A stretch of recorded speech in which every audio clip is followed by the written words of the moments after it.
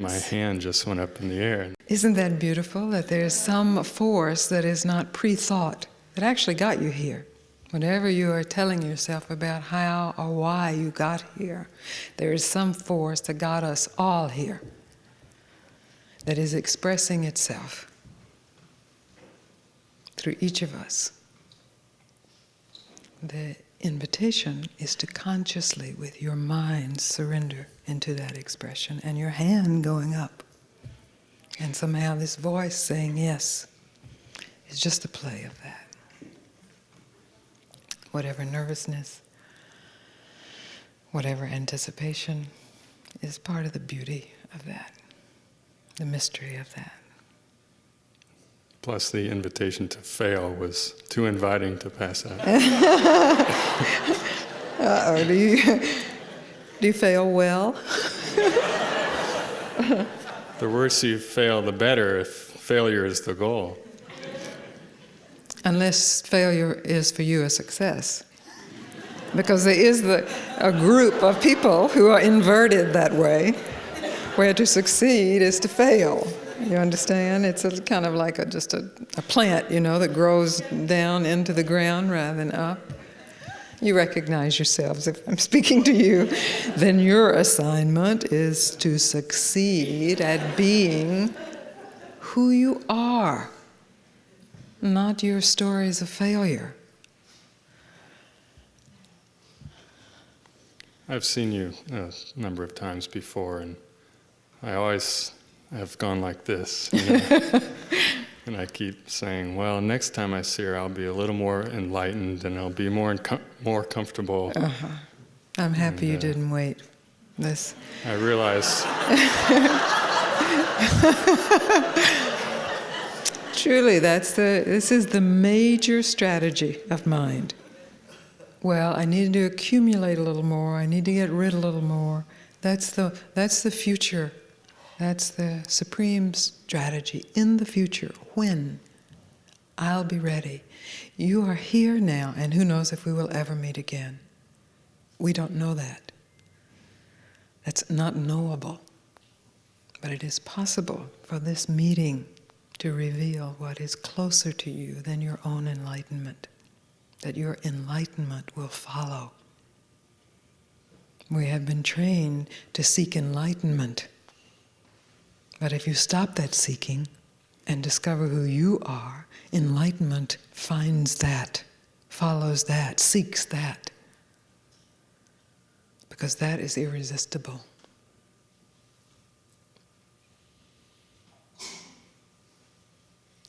So hello. It's easy, isn't it, being here? I mean, getting here maybe is not easy. Getting here is the hard part. But you got here. So if you're still replaying the getting here, just stop. You're here. You won't get to leave soon enough. Just be here. Then you see how easy. And in that there is a deeper truth that can be revealed effortlessly, causelessly, naturally. The seeming obstacle is self-consciousness. What does that mean, self-consciousness? Consciousness of what? The apparent self. What's that? Well, it's a concept. Yeah. And what is the concept? What goes into that concept that we call myself? What are its components? Because it's a different concept from the chair, the table, the rug, myself. Whoa. Some charge here. So let's see, what is it composed of?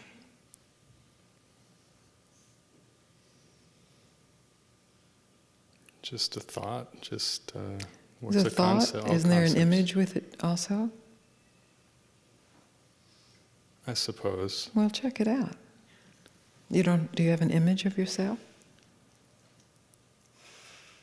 Do you remember looking into a mirror and seeing a body and saying, that's me? Yeah, but it's the psychological image. Yes, but let's just start at the very basis, because that can get jumped over into the more complicated realms. If we start at the very basis and question the validity of that, there may be no psychological realms to deal with. So you walk by a shop window, you see an image, and you say, that's me, right? You remember from seeing previous images, that's me. And when you think of who you are, isn't that image there? Yes. Yes. Very good to see that. Very important. I don't want you to do anything with that. That's not the problem. And with that image, there is an attached history, right? Yes, and a concern about how it's projected, A future. how it's perceived. That's right. So let's say a past and a present and a future. Some negative, some positive, some good, some bad, some human, some transcendent. All right, a big mix. And where's the problem now? Self-consciousness is... There's no problem, really. But don't say that if there's no. really is a problem. So the if problem you've is- learned there's no problem, that doesn't count. The problem is only when I let the self-consciousness stop me from acting spontaneously. And who is the you that acts spontaneously? It's just spontaneous action. Is there an image with that? I call it the spiritual ego, Yeah. So I'm not interested in feeding your spiritual ego. right? But I recognize that too when there's some kind of glimpse of something, and then the story that gets developed around that. Exactly. It's still an offshoot of this thought, image, sensation of who I am, right? Does this relate to you? Does this make sense to you? Is this too abstract? Can you find it in your own mind? This who you think you are, which has to do with a face or a body remembered, has to do with sensations and history and evaluations. These are the reference points to who I think I am. And the awareness of all of that. Where does that fit in?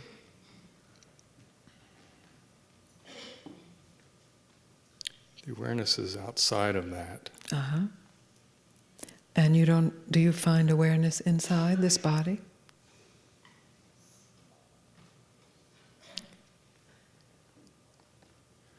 The body's a locus of some kind. There is awareness in your body, isn't Yes, there? yes. And there is awareness outside the body, that which is aware of the body. That inside which is aware. Sensations, or the light, the radiance, the longing. So inside and outside, then, I would say, is the obstruction. That's all. Inside and outside. That's where all of the suffering arises from. So where is the boundary between inside and outside?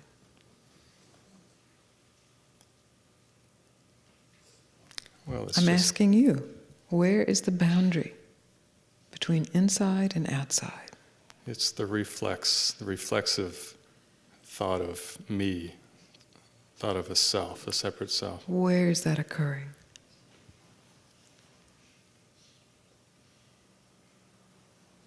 Inside awareness or outside awareness? Inside awareness. And there's awareness inside that is aware?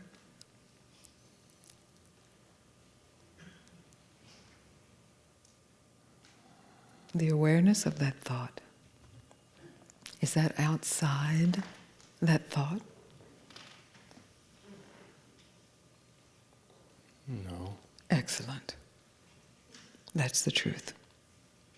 This battle between thought and awareness, between God and humans, between Atman and Brahman, has to stop.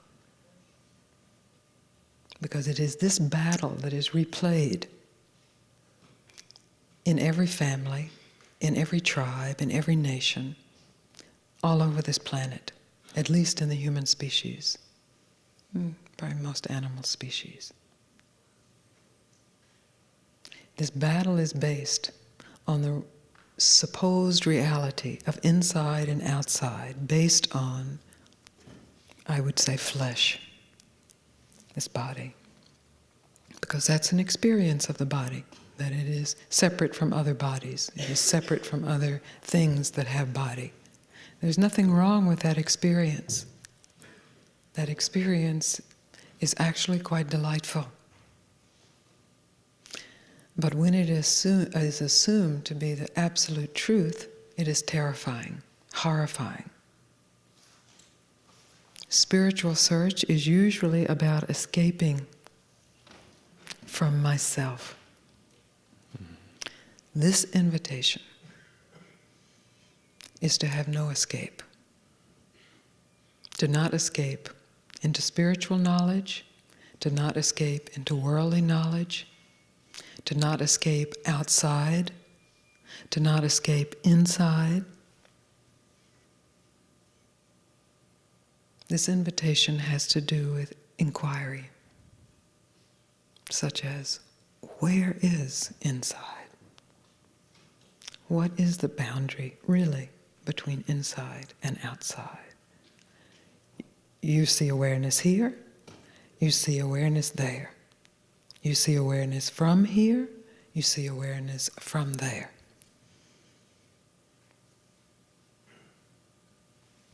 You follow this?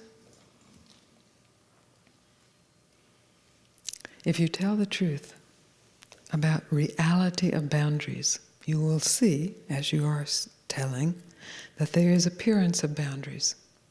There is experience of boundaries. But when investigated, awareness itself has no boundary. When awareness investigates itself, when subject investigates subject without making subject object, then there is no subject object. Then there is just awareness, meeting itself like this, here. You follow this?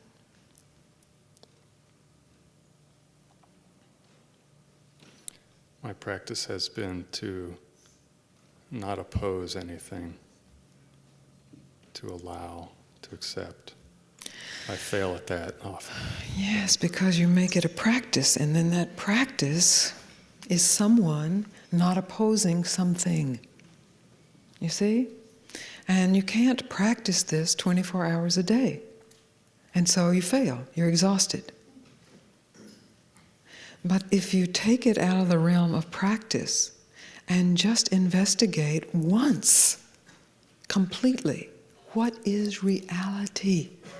What is really opposing what? What is really in opposition to what? Really? Not what I think, although it's very important to see what you think. Not what I experience, although it's important to tell the truth about what you experience, but what is the underlying reality? So if you never have an opportunity to practice this again, then this is a moment of no escape, right? Mm-hmm. You will somehow be cursed or blessed in never being able to do this practice again. Then what is this moment worth? It's not a question of worth. What is it a question of? Well, the senses, the bottom drops out. Right now the bottom has dropped out? Well, there's the sense when you let go of right now. The practice. Right now. Yes. I'm not interested in speculation, but right now, has the bottom dropped out? Well, it's kind of trippy being up here in front of so many people. Trippy, that's a good word for it. Kind of trippy, that's why we used to love to trip, right? Because the bottom would drop out. And pretty soon you're like this, you know. I can just get the bottom to drop out one more time. Or if I could practice the bottom dropping out in my straight life, then that would be it. But this is like this maintenance that just won't happen. Yes. So what we call trippy, referring to when what we had thought was real is seen to be unreal. What we thought was solid is seen to be fluid. What we thought were boundaries are seen to be just experiences and sensations. So I'm not interested in your having a trippy experience. You will or you won't, it doesn't matter. But what those trippy experiences point to is how the mind constructs reality, which is what the first gentleman was speaking of. How the mind creates reality, and in that creates time, and reconstructs reality. Really, that's what it is. How the mind reconstructs reality. And in that, there's time, there's falsehood, there's a wobble, there's a lie. That's called reincarnation. Because it is believed to be reality and it comes up short, there is a desire to construct reality better. That's called reincarnation. I'm not speaking about the Eastern view of reincarnation. I'm speaking about what happens to you in a 24-hour period, or a 6-hour period, or an hour. Reincarnate. This time I'll get, I regressed back to reptilian. Oh, I have to really work to get harder, better. All of that is a sophisticated strategy to avoid simply stopping creation right now. Not making a better creation, simply stopping the activity of creating. Nothing wrong with the activity of creating. It is supremely entertaining for a while.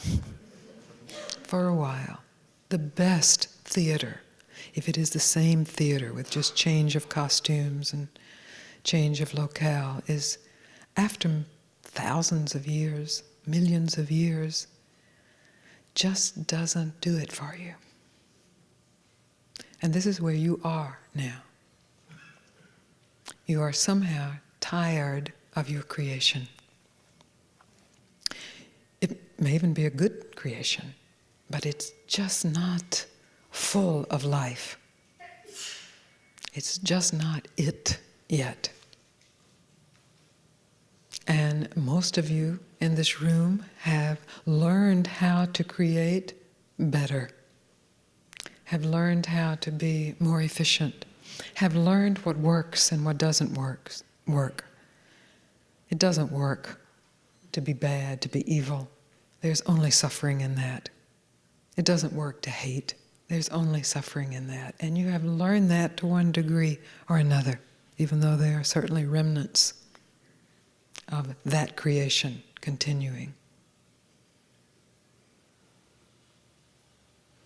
So I'm acknowledging that that has already occurred, and that for some mystery in this lifetime, appearing in this particular creation, of this particular reincarnation, there is an invitation to stop. To not create who you are. To simply be. With no idea or memory of who or what that is. To be yourself. Not to be in opposition to who you think you are. That's just a rebellious version. You've obviously tried that. That's a very useful tempering device. Just to be. Then to see how vast this just is. And then to see how full this emptiness really is. Then to see for yourself if who you are as a beginning. For that, the mind must begin the exploration. This is not to get rid of the mind. This is to give the mind some worthy work. The mind is very skilled at recreating the same old soap opera. But tell the truth, you're bored with it. Even though you hope, maybe, if there's some new players brought in, it wouldn't be so boring. Maybe if you could just rewrite this part of it, you'd be excited. Well, rewrite it. See. You will see that rewriting is based on past moments that are believed to be who you are and what your life is. That's very complex. That's the psychological realm that is very complex and beautiful in its own right. Deeper than that, before that, here, right now, that is in, and that is in that, is the absolute simplicity of peace, of what we call love, of fulfillment, needing no title or outcome for its fulfillment. Resolution of millions of years,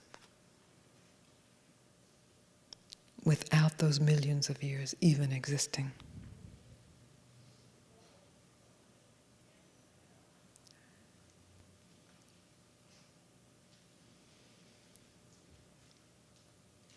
Thank you. You're welcome. People who have practiced a lot, I always just want to tickle a little bit. See, aha, that's good.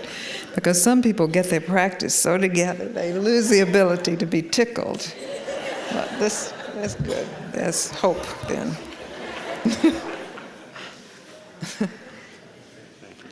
We have made this spiritual search such serious business, serious business, and it is serious. It is the utmost seriousness. But it is light and free and joyous and open in its seriousness.